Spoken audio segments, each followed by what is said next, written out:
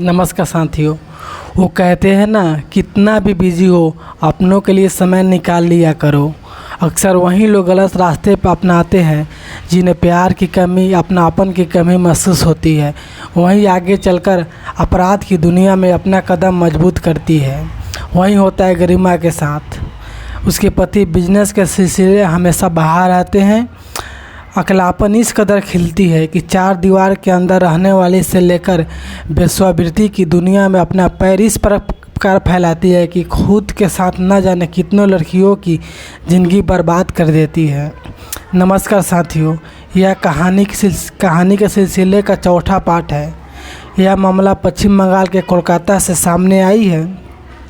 गरिमा अपने पति के साथ बहुत खुश रहती थी। अचानक बिजनेस के सिलसिले गरिमा के पति मोहन को घर से महीनों तक बाहर रहना पड़ता था। नौनहेली दुल्हन को क्या चाहिए? प्यार, इज्जत, सम्मान, न कि पैसा। गरिमा के पति को बाहर रहने के दौरान गरिमा को अकेलापन महसूस होती थी। वह अपने लिए एक साथी की तलाश करने लगी। तब उसकी दोस्ती शहर के सबसे बड़े अपराधी कुणाल से हुई। कुणाल का मुख्य काम था जुआ खेलना, शराब पीना और औरतों और बच्चियों के इज्जत के साथ खेलना इत्यादि। दोनों को प्यार इस प्रकार बढ़ गई कि शारीरिक संबंध बनाना दोनों के लिए आम बात हो गई। कुणाल का गरिमा के घर हमेशा आना जाना बना रहता था। एक दिन अचानक गरिमा के पति मोहन घर आते हैं। उस दौरान गरिमा और कुणाल को एक ही बेड पर आपत्तिजनक स्थिति में देख लेते हैं और गरिमा को गाली देने लगते हैं। कुणाल के साथ मारपीट करने लगते हैं। मोहन ने अलमारी से जैसे ही पिस्तौल निकालकर कुणाल पर प्रहार करना चाहते हैं, तभी गरिमा ने पीछे से लोहे की रड से मारकर अपने पति को हत्या कर देते हैं। फिर दोनों लाश को बगल के खेत में जाकर दफना देते हैं। फिर दोनों शादी कर लेते हैं और वेश्यावृत्ति की दुकान शुरू करते हैं। चूँकि गरिमा के पति बिजनेसमैन होते हैं, उनके पास बहुत सारी पैसे और जेवरात था और वो सारे सामान और दौलत इन दोनों को हो जाती है। इस काम के लिए उन्होंने 5 और नौजवान लड़कों को सैलरी पर रखते हैं, जिनका काम था शहर के बाहर नाबालिग लड़कियों को अगवा करना और ऐसी दर्दनाक पीड़ा देना ताकि धंधा करने के लिए राज़ी हो जाए।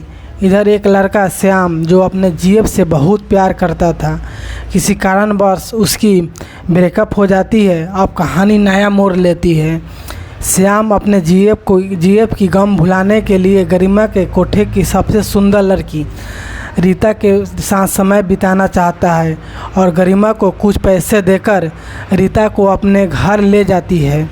रीता श्याम के घर पहुंचकर जैसे ही अपना कपड़ा उतारना चाहा, श्याम रीता को गले लगाकर रोने लगती है और जीएफ की छोड़ देने की सारी बातें बताने लगती है। उस रात श्याम रीता को अपने प्यार की गम भरी कहानियाँ सुनाती है और बिना कुछ किए ही आपस छोड़ देती है। समय अंतराल श्याम और रीता में दोस्ती हो जाती है। श्याम रोज़ गरिमा के पास जाता है और पैसे देकर रीता को लाती है और रूम पर न ले जाकर उसे पार्क, होटल, सिनेमा घर में मौज मस्ती करता है और रीता भी श्याम को चाहने लगती है। एक दिन श्याम ने रीता को शादी की ऑफ़र देती है। रीता साफ मना कर देती है कि मैं जिस धंधे में हूँ, यहाँ कस्टमर के साथ प्यार करना गुनाह है। पर श्याम नहीं मानता है। उसने कहा, ये सब तुम्हारा पास्ट है और मेरा भी पास्ट है, दोनों मिलकर नए ज़िंदगी की शुरुआत करते हैं।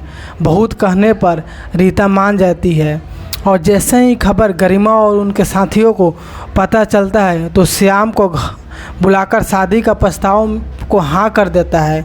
पर पीठ पीछे श्याम को जान से मारने की साजिश रचता है।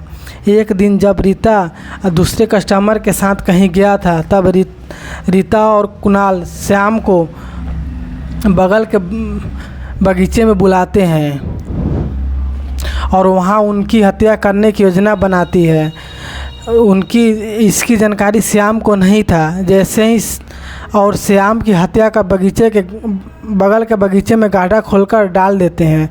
इधर जब इनकी जानकारी रीता को होती है तो पुलिस को लेकर वहां पहुंचती है। मौके पर पुलिस ने छापा मारकर कोठे की सारी लड़कियों को आज़ाद कराती है और गरिमा कुणाल सहित उनकी और साथियों का जीवन कारावास जेल हो जाती है।